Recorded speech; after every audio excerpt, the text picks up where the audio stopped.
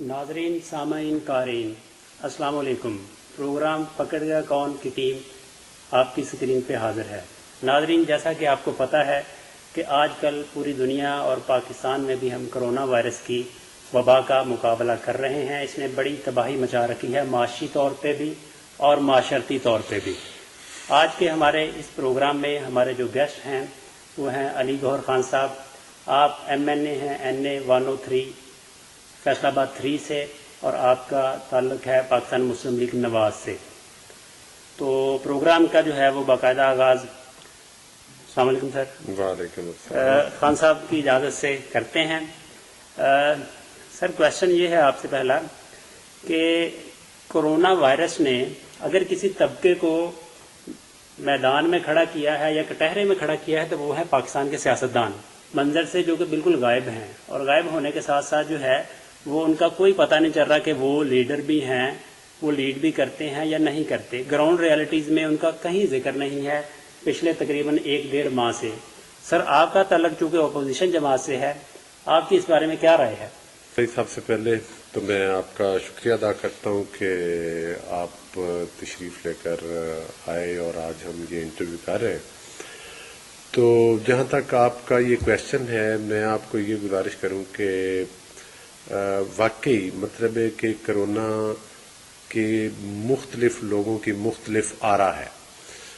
कुछ लोग कहते हैं कि ये अल्लाह ताला की तरफ से एक अज़ाब है, और मेरी ज़ाती राय ये है कि ये अल्लाह ताला की तरफ से एक आजमाइश और इम्तिहान है, और बाहसीयत मुसलमान और बाहसीयत पाकिस्तानी कौम अगर हम इस इम्तिहान में सुरखरू हो जाते हैं तो इंशाअल्लाह ताला अल्लाह ताला हमें और हमारे मुल्क को बहुत बड़ी कामयाबियों से नवाजेगा।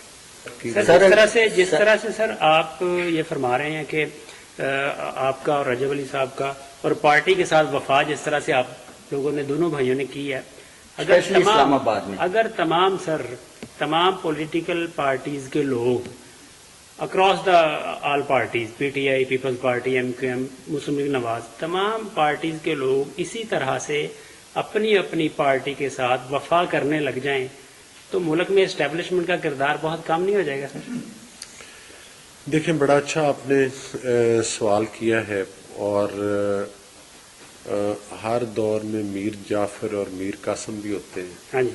और हर दौर में आपको पता है कि वफादार लोग भी हैं जो अपनी दास्तान लिखते हैं। वफा करना अगरचे मुश्किल काम है। मुझे इस वक्त एक वो शेर याद आ रहा है कि ये शहादत गहे उल्फत में कदम रखना है, लोग आसान समझते हैं मुसलमान होना। वो आपने बात की है तो मुझे वो थोड़ा सा भूल गया था, लेकिन याद आ गया।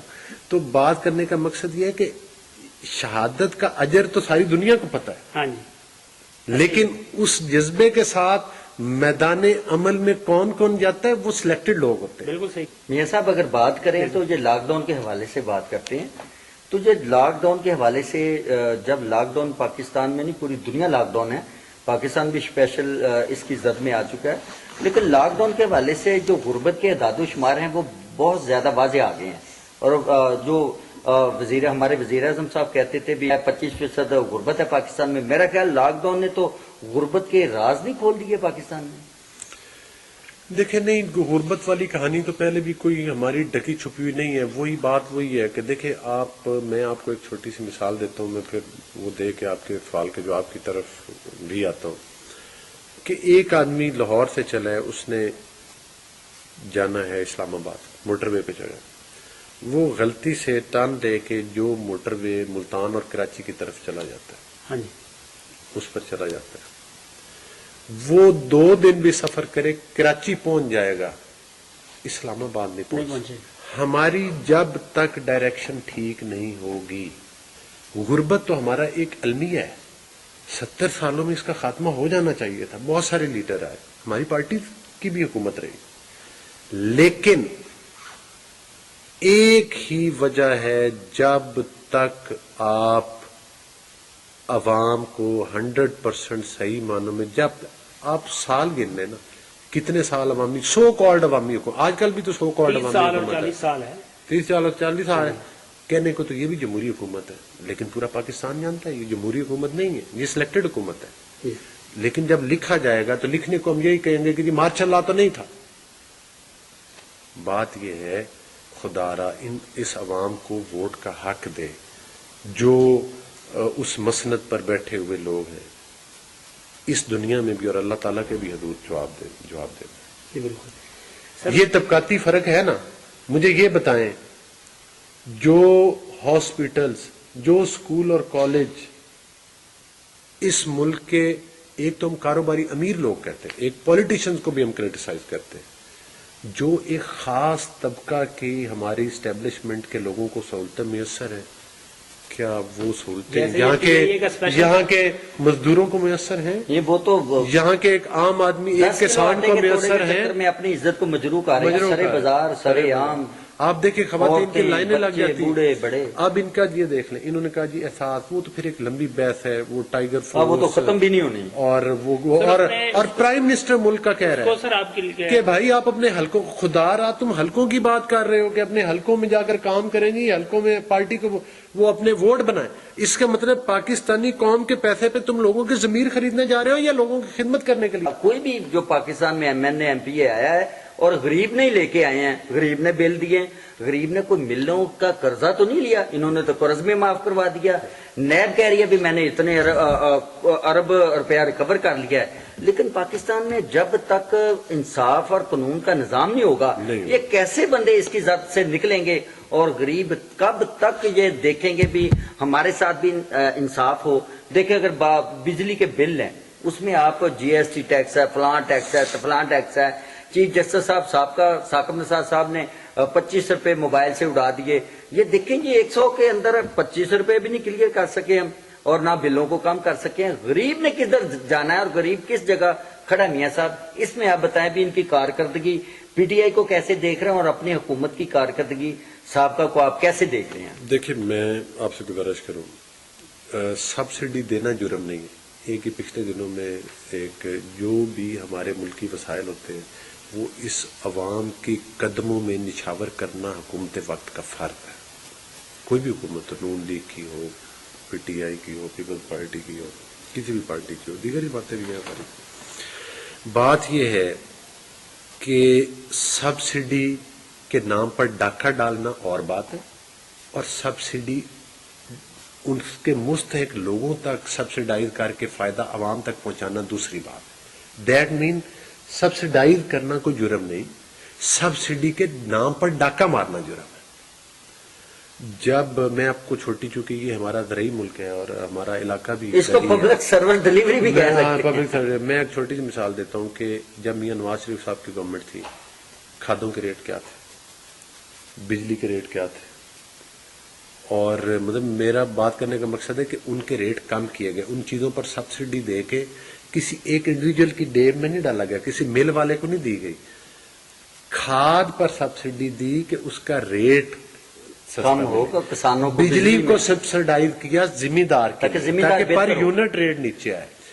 اس کے علاوہ ادویات کو ہاسپٹل میں ادویات پہنچائیں سبسڈائز ریٹ پہ. جو انسولین 400 روپے کی تھی نواز شریف کے ٹائم میں آپ کو چھوٹی سی مثال دیتا ہوں، وہ آج 900 روپے کی مل رہی. دانیال عزیز، وہی کہتا ہوں وہ اسی کی بات میں آپ کو کیا بتاؤں. میں نے رانا ثناء اللہ صاحب کی بات کی، خواجہ برادران کی، طلال چودھری صاحب نے وہ نہل ہیں ابھی تک بھی، وہ مطلب ہے کہ وہ ان کے 5 سال پورے ہوں گے اور تو پھر وہ دوبارہ مطلب ہے کہ وہ پریکٹیکلی حصہ لے سکیں گے. دانیال عزیز صاحب ان کی محترمہ ہیں، مسز ہیں، ہماری بھابھی ہیں، بہن ہیں، وہ ہمارے ساتھ 30,000 کی لیڈ سے 35 سے وہ جیت کرائیں گے حلقے سے. جی ایسا ہی ہے.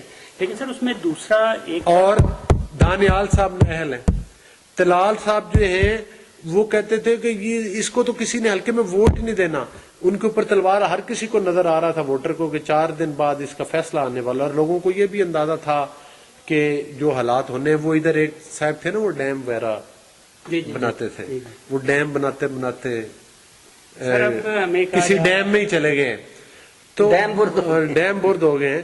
تو بات کرنے کا مقصد یہ کہ 5-7 ہزار کا فرق تھا طلال صاحب. جی ایسے ہی ہے، پتہ ہے ہم نے سر. اب بات کر لیں، اب ایک اور بات ادھر کر لیں. آپ جو آخر میں ہم جا رہے ہیں پروگرام کے، اس میں یہ بات کر لیں بھی آپ مختصر صاحب پاکستان پاکستان تحریک انصاف کی جو حکومت ہے اس کی گڈ گورننس سے آپ کتنے مطمئن ہیں؟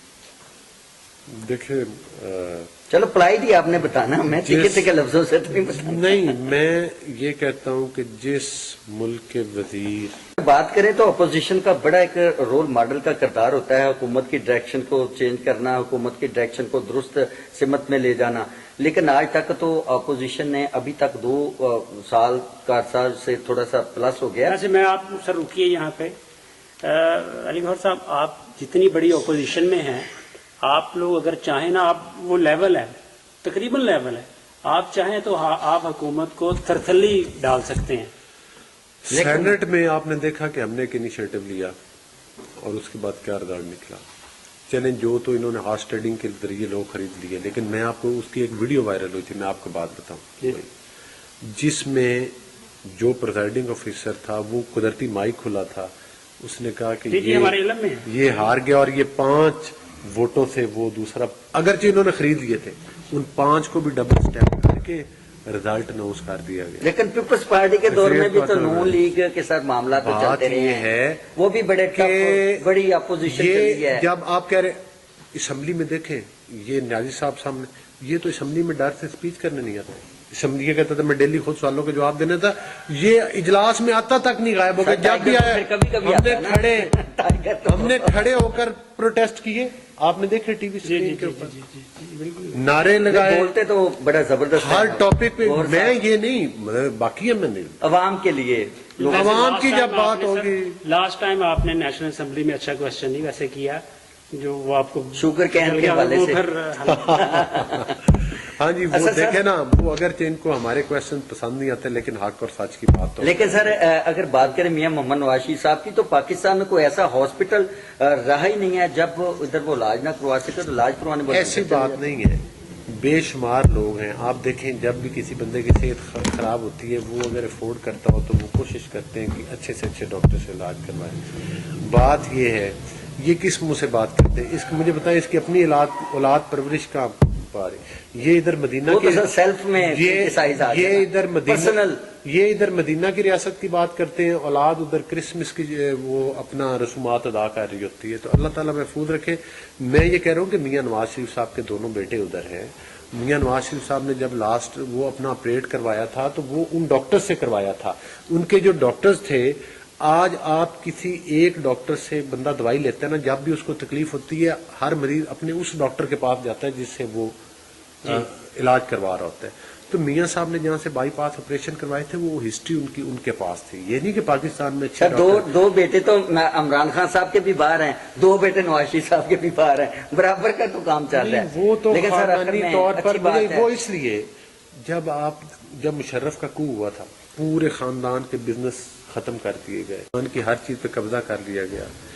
اگر آپ کو ادھر سانس لینے کی اجازت نہیں ہے تو اللہ تعالیٰ کی کھلی زمین ہے، انسان کو آزادی ہے کہ وہ کسی اور جگہ وہ اپنے پالیٹکس میں بھی نہیں ہے۔ میاں صاحب کے بچے، انہوں نے اپنا کام کرنا ہے، تو پاکستان ہمارے ساتھ پاکستان میں وہ نہیں کر سکتے، پاکستان میں وہ فضا نہیں ہے۔ خصوصی مہمان تھے وہ میاں علی گوہر خان بلوچ، جو NA 103 سے سلیکٹ ہوئے تھے، ہمارے ساتھ موجود ہیں سیاست کے اندر اور مختلف ٹاک شوز کے اندر آ کے ان کا بڑا ایک دبنگ تقریر بھی کرتے ہیں۔ آج عوام کے حقوق کے بارے میں بھی انہوں نے بہت سارے سوال کیے ہیں، لیکن عوام کے حقوق کے بارے میں ابھی پتہ چلا ہے پاکستان کے اندر جب لاک ڈاؤن ہوا ہے، جب پورا ملک لاک ڈاؤن ہوا ہے، پورے علاقے لاک ڈاؤن ہوئے، گاؤں ہوئے، دیہات ہوئے، اس لاک ڈاؤن نے ایک تو غربت کے راز کھول دیا، اور جو غربت کے اعداد و شمار ہیں وہ بھی اب حکومت کے آگے اور سے اور نکل آئے ہیں۔ کیونکہ بات اگر کریں حقوق کی تو حقوق دیکھنے چاہیے، عوام کے حقوق کے لیے بات کرنی چاہیے، عوام کے لیے، کیونکہ ووٹ تو لے لیتے ہیں لیکن عوام کے حقوق کی آواز اتنی پاکستان کے اندر ڈیولپمنٹس کروائی ہیں، ہر حکمران نے کروائی ہیں، لیکن عوام کے لیے سڑکوں کے اوپر ابھی تک کسی حکمران نے اتنی زحمت نہیں کی بھی عوام کے لیے روڈز کے اوپر آئیں، کبھی آٹے کے لیے آئیں، کبھی چینی کے لیے آئیں، کبھی بجلی کے بلوں کے لیے آئیں۔ اس حوالے سے ابھی تک ہمارے حکمران اس باتوں سے منحرف ہو چکے ہیں، کیونکہ ماضی کی یاد میں مستقبل کے خواب کھونے رہنے سے کہیں بہتر ہے کہ انسان اپنے حال کو تعمیر کرے۔ اس بات کا اعتماد پیدا کرو کہ تم اس دنیا کے سب سے ضروری انسان ہو۔ اس کے ساتھ ہی آپ کا ہوسٹ اشفاق کمل اب آپ سے اجازت چاہتا ہے. اگلے پروگرام کے لیے اپنا خیال رکھیے گا. اللہ حافظ.